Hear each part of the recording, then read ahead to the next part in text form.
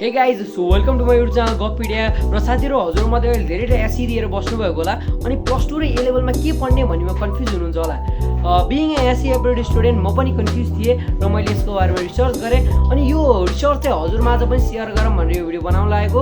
So without any delay let's get started.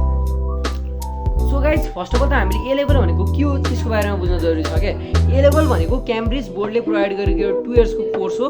यो चाहिँ नेपालमा एनइबी भने चाहिँ उता चाहिँ यो क्वेसन र सिलेबस चाहिँ क्याम्ब्रिज बोर्डले नै सेट गर्ने गर्छ।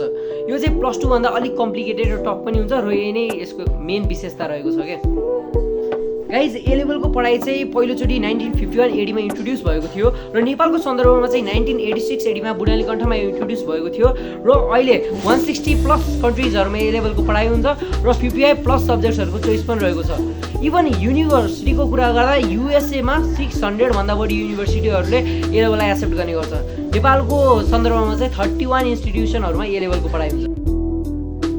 अब ए लेभल्सको कोर्सको कुरा गर्दाखेरि चाहिँ यसमा एडभान्स सब्सिडियरी र एडभान्स लेभल गरी 2 इयर्सको कोर्स रहेको हुन्छ जसमा हामीले साइन्स र नन साइन्समा चुज गर्न सक्छौँ। साइन्स अन्तर्गत चाहिँ बायोलोजिकल साइन्स र फिजिकल साइन्स पर्छन् भने नन साइन्स अन्तर्गत चाहिँ ह्युम्यानिटिज र म्यानेजमेन्ट पर्छन् र हरेक स्ट्रिममा हामीले इङ्ग्लिस कम्पलसरी रहेको हुन्छ भने 3 to 4 सब्जेक्ट्सहरू चाहिँ हामीले आफ्नै चोइसले चुज गर्न सक्छौँ जुनले चाहिँ यसको सब्जेक्ट चोइसिङमा चाहिँ एकदम फ्लेक्सिबिलिटी जनाउँछ क्या। यही नै ए लेभलको अर्को विशेषता रहेको छ।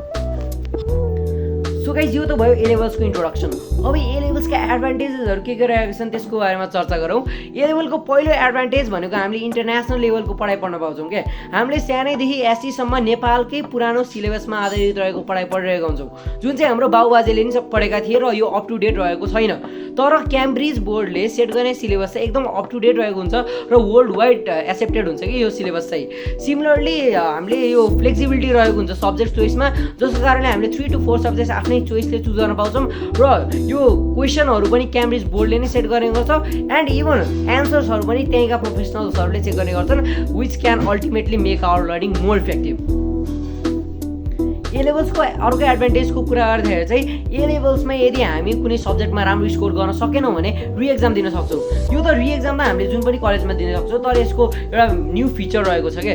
के भन्दाखेरि चाहिँ हामीले रिएक्जाममा जुन मार्क्स ल्यायौँ नि त्यो राम्रो छ भने पहिला गर्दा हामीले त्यही मार्क्सलाई एक्सेप्ट गर्न सक्छौँ र यदि हाम्रो प्रिभियस मार्क्स नै राम्रो थियो भने त्यसलाई नै हाम्रो रिजल्ट पोर्टफोलियोमा एड गर्न सक्छौँ जसको कारणले हाम्रो यो रिजल्ट हाम्रो सर्टिफिकेट एकदम राम्रो हुन्छ र हामीले ब्याचलर्स पढ्नलाई टप युनिभर्सिटिजहरूमा राम्रो स्कलरसिप पनि पाउन सक्छौँ। This is also one of the major features of A levels. As I already said A levels पढिसकेपछि चाहिँ हामीले टप युनिभर्सिटिजहरूमा पढ्ने अपर्च्युनिटी पाउन सक्छौँ किन भन्दाखेरि चाहिँ वर्ल्ड वाइड नै एनइबी भन्दा ए लेभलको पढाइलाई बढी मान्यता दिएको हुन्छ र यसको अर्को राम्रो कुरा भनेको ए लेभल्समा रिसर्च र प्र्याक्टिकल लर्निङलाई बढी फोकस गरेको हुन्छ which can ultimately remove our rote learning or typically said घोकन्ते विद्या from our entire academic journey. अब हरेक कुराको प्रोजेन्स कन्स त भइहाल्छन् त्यसै गरी ए लेभल्सका नि केही डिसएडभान्टेजहरू रहेका छन्। पहिले त ए लेभल प्लस टू भन्दा अलि टफ र कम्प्लिकेटेड रहेको हुन्छ जुन चाहिँ सबैले पढ्न सक्छन् भन्ने पनि हुँदैन।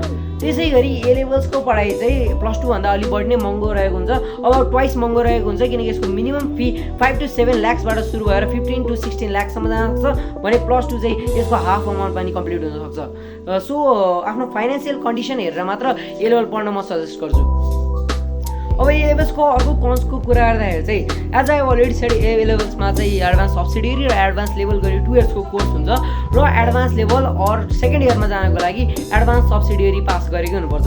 तर नेपालको कन्डिसनमा चाहिँ 12मा जानको लागि 11 एनजी लागेका विद्यार्थीहरू पनि 12मा गइरहेका हुन्छन् तर यसमा चाहिँ एडभान्स सब्सिडियरी पास गरेकै हुनुपर्छ। तर यो कुराले चाहिँ इन्टेलिजेन्ट वा ब्रिलियन्ट स्टुडेन्टहरूलाई कुनै पनि एफेक्ट गर्दैन।